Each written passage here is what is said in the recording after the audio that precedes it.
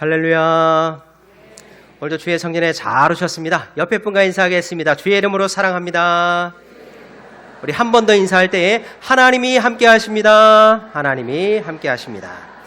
우리 앞에 있는 화면을 보고 오늘 설교 제목도 힘차게 같이 읽겠습니다. 시작. 신의 산으로 올라가라. 오늘 사순절 시리즈 두 번째 설교, 신의 산으로 올라가라. 이 말씀으로 큰 은혜 주실 줄로 믿습니다. 그리스도인은 살면서 네 가지 사랑을 실천하면서 살아야 됩니다. 앞선 두 가지는 무엇이냐? 사진으로 준비해왔는데 한번 보여주시기 바랍니다. 그리스도인이 반드시 행해야 될 실천할 사랑, 그것은 바로 하나님 사랑과 이웃 사랑입니다. 이 두 가지 사랑이 성경의 주제입니다. 구약부터 시작해서 신약 모든 성경까지 관통하는 주제가 사랑입니다. 사랑. 그 사랑의 실천상이 바로 하나님 사랑, 이웃 사랑. 교회 다니면서 이것은 꼭 알아야 됩니다. 우리 두 가지 사랑 읽어보겠습니다. 시작. 하나님 사랑, 이웃 사랑. 이거는 여러분들이 반드시 외워야 됩니다. 그냥 신앙생활하면서 이 두 가지 사랑이 성경의 주제이구나. 이게 제가 강조하는 바이고 사실은 성경에 보니까 예수님도 이 사랑을 무척이나 강조하셨습니다. 자, 어디에 쓰여있느냐? 마태복음 22장에 쓰여져 있는데 화면 한번 보여주시죠. 마태복음 22장 37절에서 40절까지 여러분들은 화면을 보고 잘 따라오시고 제가 읽겠습니다. 예수께서 이르시되 내 마음을 다하고 목숨을 다하고 뜻을 다하여 주 너의 하나님을 사랑하라 하셨으니 이것이 크고 첫째 되는 계명이요 둘째도 그와 같으니 내 이웃을 내 자신같이 사랑하라 하셨으니 우리 40절은 같이 읽겠습니다. 시작. 이 두 계명이 온 율법과 선지자의 강령이니라. 아멘. 성경에 강조하는 두 가지 사랑, 하나님 사랑, 이웃 사랑. 성경에서 강조하는 사랑인 동시에 예수님께서 반복적으로 강조한 사랑이 바로 하나님 사랑과 이웃 사랑입니다. 바라기는 우리 황금동교회 모든 성도님들은 먼저는 하나님을 크게 사랑하시고 그 사랑을 힘입어 이웃에게 사랑을 베푸실 수 있기를 주님의 이름으로 축원드립니다. 이 두 가지 사랑이 있어야 그리스도인입니다. 이게 왜 중요하냐? 이유가 있습니다. 얼마 전에 제가 주일 아침에 저를 보고 처음 보는 분이 길을 물어보는 분이 계셨습니다. 손에 보니까 우리 교회 전도지 러브레터를 들고 저에게 이렇게 물어보았습니다. 황금동 교회가 어디입니까? 제가 너무나 반가웠습니다. 제가 바로 황금동 교회입니다. 저를 따라오십시오. 그래서 이 초입에서 만났는데 저는 이 교회 위로 올라가라고 안내해드리고 목양실로 갔습니다. 그렇게 예배를 잘 들었습니다. 제가 속으로 생각했습니다. 저분은 우리 교회 전도지 러브레터를 받고 새로 오신 새가족인가 보다. 그렇게 생각하고 시간이 흘렀습니다. 몇 주 지났는데 그분이 안 보이는 거예요. 러브레터 들고 우리 교회 오신 분인데 새가족인 줄 알았는데 안 보이셨습니다. 그래서 제가 교구 목사님에게 여쭤봤더니 사연이 있었습니다. 어떤 사연이냐? 이분이 원래 다른 교회에 다니시는 분이셨습니다. 그런데 일부러 우리 교회에 찾아서 일부 예배를 드리러 오신 거예요. 왜 왔느냐? 이분이 김천 이 시내 쪽에 살지 않고 저기 시골 쪽에 사시는 분이셨습니다. 그런데 그 시골에서 복지센터에 갔는데 그렇게 친절하게 도와주는 분이 계셨다는 거예요.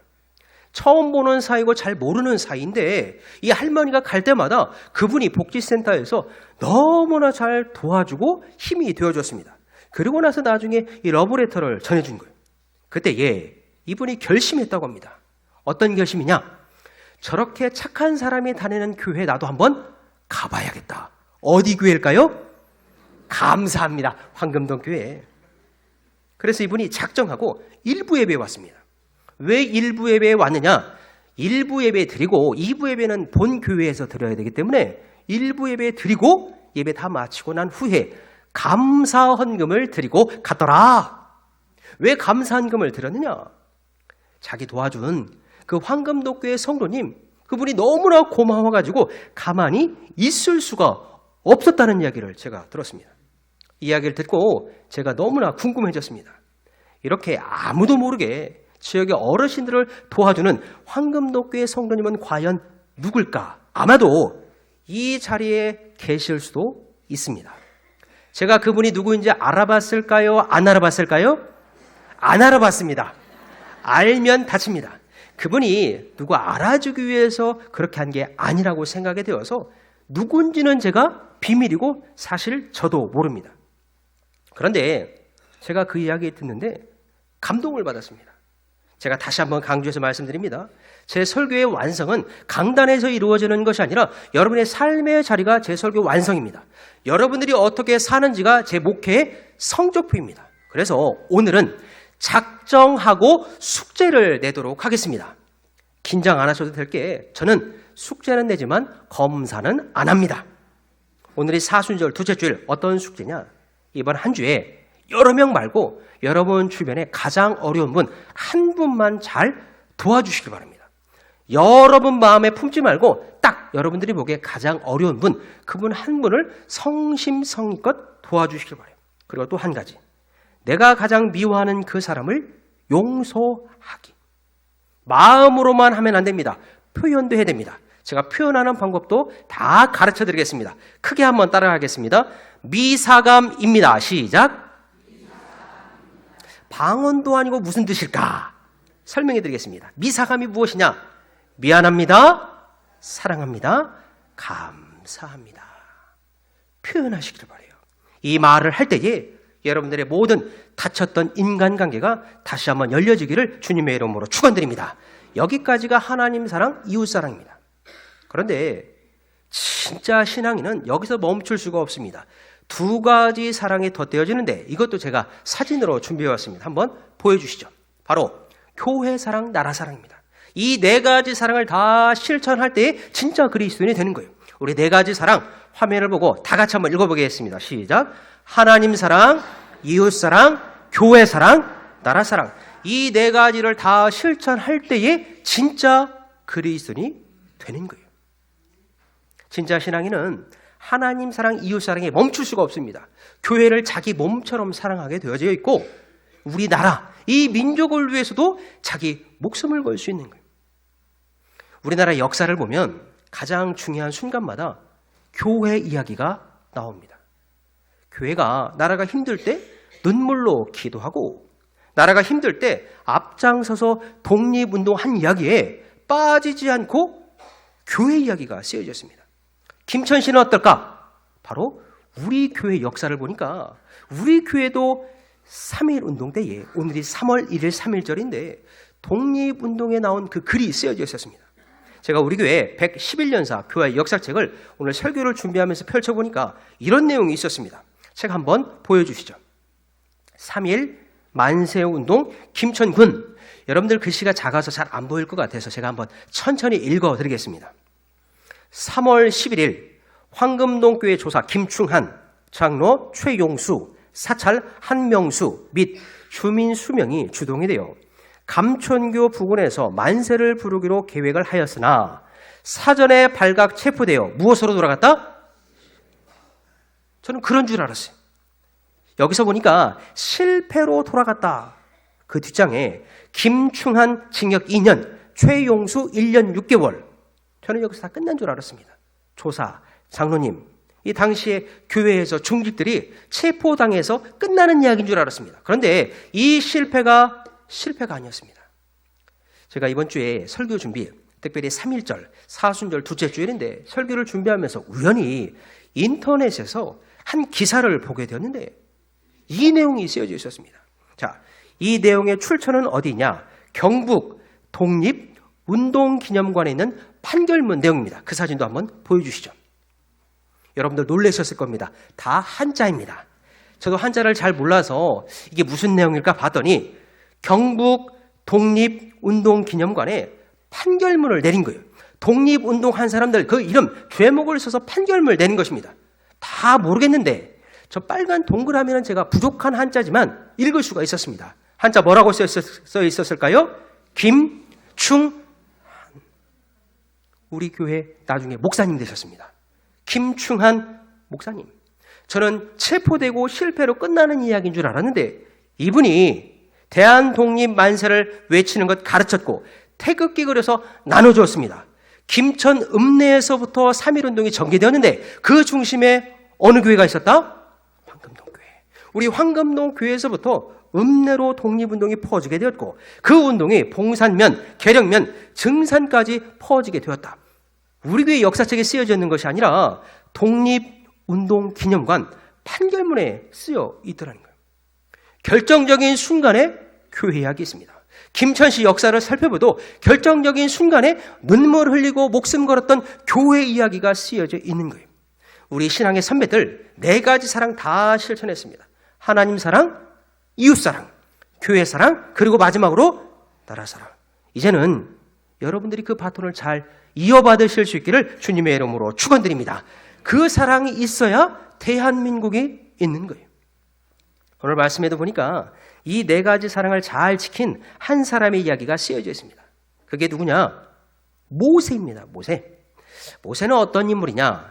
그 누구보다도 하나님을 사랑했고 그 누구보다도 자기 민족을 사랑했던 사람이 모세였습니다. 그리하여 그는 목숨 걸고 애굽의 압제 속에서 백성들 60만 대군을 끌고 나왔습니다.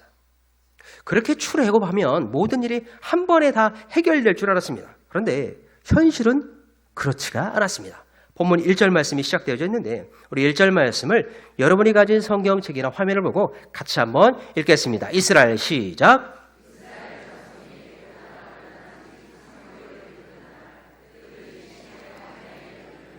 1절 말씀 맨 마지막에 쓰여 있습니다. 어디 광야에 이르니라? 신의 광야에 이르니라. 출애굽에서 첫 번째 마주한 곳은 약속의 땅이 아니라 광야였습니다. 광야는 어떤 땅이냐? 없는 땅. 여러분들 이걸 잘 써놓으시길 바랍니다. 광야는 없는 땅입니다. 무엇이 없었는지 제가 차근차근 설명해 드리겠습니다. 광야 첫 번째, 물이 없는 땅이었습니다. 아무리 찾아봐도 마실 물이 없는 거예요. 자, 출애굽기 17장에 쓰여져 있는데 이 구절은 제가 한번 읽을 터인데 여러분들 눈으로 봐주시기 바랍니다. 이스라엘 자손의 온 회중이 여호와의 명령대로, 다시 한번 읽어드립니다. 여호와의 명령대로 신광야를 떠나 그 노정대로 행하여 르비딤의 장막을 쳤으나 백성이 마실 물이 없는지라. 여호와의 명령을 따라서 나왔는데 무엇이 없었다? 마실 물이 없었습니다. 이거 보통 일 아니었습니다. 이 일로 백성들은 화를 냈고 모세 역시도 심히 분노했습니다. 성경을 읽다가 물이 없으면 늘 싸우는데 광야에서도 싸웠습니다. 자, 또한 광야에서는 무엇이 없었느냐? 먹을 것이 없었습니다. 아무리 찾아봐도 먹을 것이 없었습니다. 그때에 어떤 음식이 생각이 났느냐? 종살이하던 애굽에서 먹던 음식, 그것을 그리워하는데 그 내용은 민수기 말씀에 쓰여 있습니다. 자, 민수기 11장 5절 말씀도 제가 읽겠습니다. 우리가 애굽에 있을 때는 값없이 생선과 오이와 참외와 부추와 파와 마늘들을 먹은 것이 생각나거늘. 광야에 먹을 게 없으니까 애굽에서 먹던 거 다 이야기했습니다. 그때 무슨 특징적인 단어가 쓰여 있느냐? 값 없이 얻어 먹었다는 것입니다. 생선도 오이도 참외도 부추도 파도 마늘들도 애굽에서 먹던 음식이 그리워서 못 살겠습니다 하면서 백성들과 모세가 광야에서 싸웠습니다. 광야 또한 무엇이 없었느냐? 길이 없었습니다. 아무리 찾아봐도 동서남북 길이 안 보인 거예요. 길 잃은 나그네의 신세, 애굽 집이 그립습니다. 이 내용은 신명기에 쓰여졌는데 이 말씀 같이 한번 읽어보도록 하겠습니다. 장막 중에서 시작. 장막 중에서 원망하여 이르기를 여호와께서 우리를 미워하심으로 아모리 족속의 손에 넘겨 멸하시려고 우리를 애굽 땅에서 인도하여 내셨도다. 지금 이스라엘 백성들이 원망하고 있습니다. 하나님이 우리를 미워해서 광야로 인도하셨다. 하나님 우리를 미워해서 출애굽 시켜 주셨다. 길이 안 보이니까 그 즉시 이스라엘 백성들과 모세는 싸우기 시작했습니다. 광야, 없는 땅이었고 싸우는 땅이었습니다.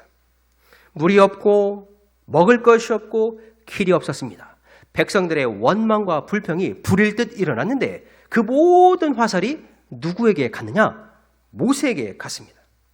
종살이하던 애굽에서 나올 때는 기쁘다고 찬송 부르면서 나왔는데 조금 힘드니까 사람들이 모세 앞에서 불일 듯 일어났던 것입니다.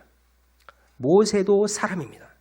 이런 불평과 원망을 들었을 때 아마도 포기하고 싶었을 것입니다. 아마도 집으로 돌아가고 싶었을 것입니다. 아마도 자기 혼자 도망치고 싶었을 것입니다. 그때에 모세 앞에 무엇이 보였느냐? 광야 끝 산이 하나 보였습니다. 백성들이 불평하고 원망하는 그 끝에 멀리 보니까 산이 하나 보였는데 그 산의 이름이 바로 시내산. 하나님 만나는 산을 제가 성산이라고 이야기했습니다.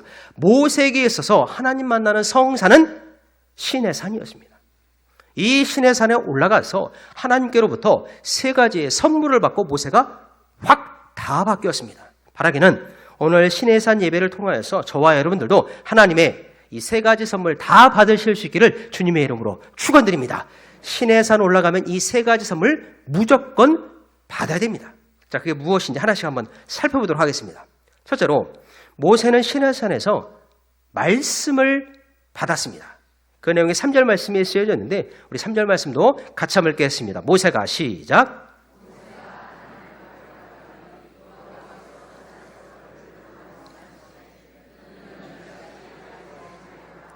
이스라엘 자손들에게 말하라. 밑줄입니다.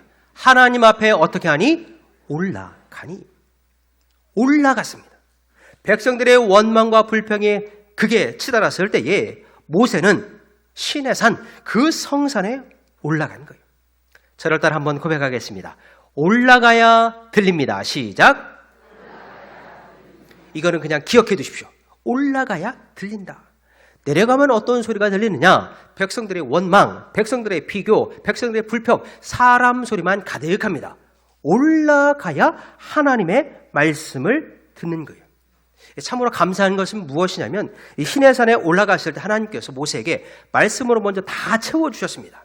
이 말씀이 어떤 말씀이냐? 소망의 말씀, 회복의 말씀, 그리고 나중에 십계명 돌판도 어디에서?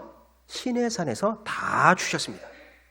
혹시 예배 가운데 사람들 말 때문에 힘든 분이 계시다면 잠시 모든 것을 다 내려놓고 시내산에 오르실 수 있기를 주님의 이름으로 축원드립니다. 어차피 밑에는 사람들 말로 가득 찹니다. 그 말을 다 내려놓고 시내산에 올라가야 그때부터 말씀이 들리는 거예요. 올라가야 들립니다. 시내산에 올라가야 그때부터 하나님의 음성을 듣는 거예요. 야곱의 집에 선포하라. 이스라엘 후손들에게 말하라. 오늘 예배 가운데 이러한 하나님의 음성 들으실 수 있기를 주님의 이름으로 축원드립니다. 둘째로 시내산에서 모세는 사명을 받았습니다. 첫 번째가 말씀을 받았다면 두 번째는 사명을 주시는데 그 내용도 6절로 이어집니다. 6절도 같이 한번 읽겠습니다. 너희가 시작. 너희가 내게 대하여 제사장 나라가 되며 거룩한 백성이 되리라. 너는 이 말을 이스라엘 자손에게 전할지니라. 6절 말씀의 키워드는 제사장 나라입니다. 그동안 모세는 자기 사명이 출애굽인 줄 알았습니다. 60만 대군 모아가지고 탈출 애굽하면 자신의 사명은 다 맞춰지는 줄 알았습니다. 그리하여서 그는 열심 내서 바로와 싸웠고 그 열심으로 홍해를 건넜고 그 열심으로 백성들 다독이면서 지금 여기 광야까지 끌고 온 것입니다. 그런데 하나님이 원하시는 진짜 사명은 그게 아니었습니다. 출애굽은 과정이었고 진짜 사명은 제사장 나라였습니다. 여러분들 제사장 나라 이거 너무나 중요한 키워드입니다. 출애굽하는 것은 과정이었고 하나님께서 모세에게 진짜 주신 사명은 제사장 나라. 너희는 내게 대하여 제사장 나라가 되어라. 하나님을 찬양하고 하나님을 예배하고 하나님을 경배하는 이스라엘 백성만큼은 제사장 나라가 되게 해줘라. 이게 진짜 사명이었습니다. 이 사명을 발견하고 모세는 가슴이 뛰었을 거예요. 여러분들 잘 들으시길 바랍니다. 광야에서 모세는 지도자였습니다. 이것도 훌륭한 거예요. 광야에서 모세의 역할은 지도자였습니다. 그런데 시내산에서 모세는 사명자가 됐습니다. 광야에서는 지도자, 시내산에는 사명자였습니다. 이게 왜 중요하냐? 지도자는 사명을 만들고 사명자는 역사를 만듭니다. 다시 한번 말씀드리겠습니다. 지도자는 사람을 만들고 사명자는 역사를 만듭니다. 이게 너무나 큰 차이예요. 표대가 달라집니다. 사람을 보며 뛰는 사람과 역사를 보며 뛰는 사람은 아예 천지 차이인 거예요. 오늘 예배를 드리면서 저와 여러분들도 더 이상 사람 보고 뛰지 말고 하나님이 주신 역사를 바라보며 뛰는 진짜 사명자 되실 수 있기를 주님의 이름으로 축원드립니다. 지도자는 사람을 만들고 사명자는 새로운 역사를 만듭니다. 누가 그랬느냐? 모세가 그랬습니다. 자, 셋째로 모세는 시내산에서 이것을 받게 되는데 이게 본문의 가장 큰 시내산 하이라이트입니다. 자, 세 번째 대지는 화면을 보고 같이 한번 읽겠습니다. 시작. 불을 받았습니다. 한 번만 더 큰 목소리로 하겠습니다. 시작. 불을 받았습니다. 불 받았습니다. 모세가 불을 받은 내용은 오늘 본문에는 쓰여 있지 않고 몇 장 넘겨서 출애굽기 24장 17절에 쓰여져 있는데 우리 17절 말씀을 마지막으로 같이 읽겠습니다. 산 위에 시작. 산 위에 여호와의 영광이 이스라엘 자손의 눈에 맹렬한 불같이 보였고 마지막으로 받은 것이 불이었습니다. 말씀도 받았습니다. 사명도 받았습니다. 그런데 그걸로 부족했습니다. 마지막 인장, 보장이 무엇이었느냐? 불이었습니다. 결국은 주의 종은 불 받아야 쓰임받는 거예요. 하나님 백성은 불 받아야 그때부터 제사장 나라가 되는 것입니다. 오늘 예배 가운데 여러분들도 불 받으실 수 있기를 주님의 이름으로 축원드립니다. 불 받아야 됩니다. 이 불이 신약적 개념으로 무엇이냐? 성령의 불, 성령 받아야 된다. 실제로 성경을 펼쳐보니까 모세가 모세다워지는 이 결정적인 순간마다 불이 임했습니다. 언제 임했느냐? 떨기나무 가운데 불이 임했습니다. 광야에서도 불 기둥으로 인도함 받았고 오늘 시내산에 올랐던 역시 무엇을 받았다? 불을 받았습니다. 이 불은 단순한 하루아침의 신비체험이 아닙니다. 내 안에 근심과 걱정과 두려움과 불안이 있습니다. 모세에게도 있었고 백성들에게도 있었습니다. 이 불을 받았더니 내 안에 있는 모든 두려움과 근심이 다 태워버려진 거예요. 그래서 이 불은 정결의 불이자 성령의 불입니다. 오늘 말씀의 결론입니다. 불 받아야 진짜 됩니다. 우리 황금도교의 성도들은 오늘 예배 가운데 이 성령의 불 받으실 수 있기를 주님의 이름으로 축원드립니다. 불이 마지막 도장입니다. 제가 지난주에 한 세미나를 다녀왔습니다. 그 세미나에 여러 목사님들이 계셨는데 그 중에서도 한 분 강의와 설교가 탁월했습니다. 너무나 좋은 거예요. 그래서 저는 궁금한 건 못 참는 성격이기에 물어봤습니다. 질문했습니다. 너무 설교와 강의를 잘하시는 그 목사님께 여쭤봤습니다. 목사님, 비결 좀 가르쳐 주십시오. 목사님 설교도 너무 좋고 강의도 너무 좋은데 혹시 목사님이 이렇게 좋은 설교자로 바뀌게 된 터닝 포인트가 있다면 저에게 좀 가르쳐 주십시오. 그랬더니 그 목사님께서 두 가지를 말씀해 주셨는데 오늘은 시간 관계상 하나만 제가 말씀드리겠습니다. 이분이 진짜 좋은 설교자가 되는 터닝 포인트가 있었다는 거예요. 이 목사님께서 결혼했습니다. 저보다는 연배가 훨씬 높으신 목사님이십니다. 이분이 결혼하고 첫날 밤 사모님에게 부탁 겸 약속을 하나 받았다고 합니다. 제가 그대로 읽어드릴 테니까 한번 잘 들으시길 바랍니다. 여보, 내가 이제부터 수많은 설교를 할 텐데 은퇴할 때까지 절대로 내 설교에 대해서 평가하지 말고 잘했다고 칭찬만 해주세요. 그러면 내가 더 잘할 수 있을 것 같아요. 쉽게 이야기하면 주일날 설교에 대해서 평가하지 말고 여보, 목사님 설교가 최고예요. 칭찬만 해달라는 거예요. 언제까지? 은퇴할 때까지. 이 이야기를 듣고 사모님이 약속했습니다. 잘 지켰습니다. 그리고 시간이 한참 흘렀어요.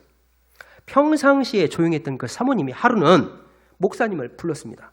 가슴이 철렁했습니다. 그러더니 약속을 깨고 주일날 설교 후에 이 사모님이 목사님에게 이렇게 말하더라는 거예요. 여보 설교를 들으면 머리로는 정리가 다 되는 것 같은데 여기가 뜨겁지가 않아요. 다시 한번 말씀드리겠습니다. 사모님이 저희 집 이야기가 아닙니다. 그 목사님 이야기입니다. 저희 집 이야기 아니고 그 사모님이 목사님에게 여보 설교를 들으면 머리로는 다 정리가 되는데 여기 가슴이 뜨거워지지가 않아요. 이 말 듣는데 목사님이 충격을 받았습니다. 왜 충격을 받았느냐? 약속을 깨뜨려서 충격을 받았습니다. 그리고 또 한 가지, 이 가슴이 뜨거워지지 않는다는 말을 듣고 충격을 받았어요. 그래도 이 목사님 저는 정말 대단하고 훌륭한 목사님이라고 생각합니다.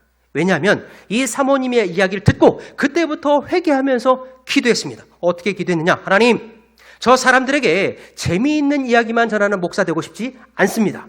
하나님, 저 사람들에게 성경 지식만 전하는 목사 되고 싶지 않습니다. 하나님, 저 사람들에게 윤리와 교훈만 이야기하는 그런 목사 되고 싶지 않습니다. 하나님, 저 불을 전하는 목사가 되게 하여 주시옵소서. 어떻게 됐을까? 불을 받았습니다.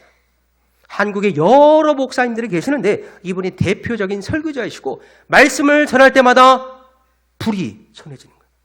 불의 종이 됐습니다. 이 목사님 제가 많이 배우고 싶은 놀라운 목사님이셨어요. 이걸 영어로 한 단어로 제가 요약해 왔는데 마지막 사진 한번 보여주시죠.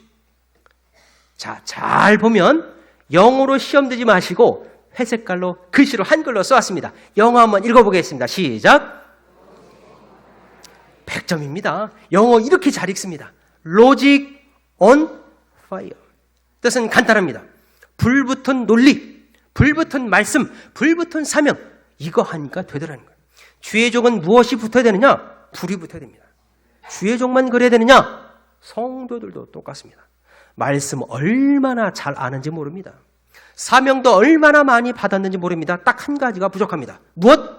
불이 없습니다. 불. 현대 그리스도인 무엇이 부족하다? 불이 없습니다. 모세가 광야 가운데에서 시내의 산에 올라 마지막으로 받은 것이 불이었습니다. 시험의 광야를 잘 통과할 수 있었던 이유, 사명의 불을 받았기 때문에. 우리 예수님도 똑같습니다. 광야 시험 무척이나 많이 받으셨어요. 예수님은 시험 근심 걱정이 없었느냐? 그렇지 않습니다. 광야 시험 똑같이 받으셨습니다. 여러분들 이 말씀을 듣고 잘 기억하시길 바랍니다. 예수님이 그 모든 광야의 시험을 어떻게 뚫고 나가셨느냐? 우리 예수님은 불같은 말씀으로, 불같은 사명으로 뚫고 나가셨습니다. 여러분들도 불붙은 말씀, 불같은 사명으로 뚫고 나가실 수 있기를 주님의 이름으로 축원드립니다. 오늘이 사순절 둘째 주일이죠. 우리 민족의 잊을 수 없는 3.1절입니다. 우리의 가정에서, 우리의 직장에서, 우리의 모든 사명의 자리에서 로직 온 파이어, 그냥 미지근하고 차가운 심령이 아니라 불붙은 사명자 되어 때마다 시마다 거룩한 나라 왕같은 제사장으로 사실 수 있기를 주님의 이름으로 축원드립니다.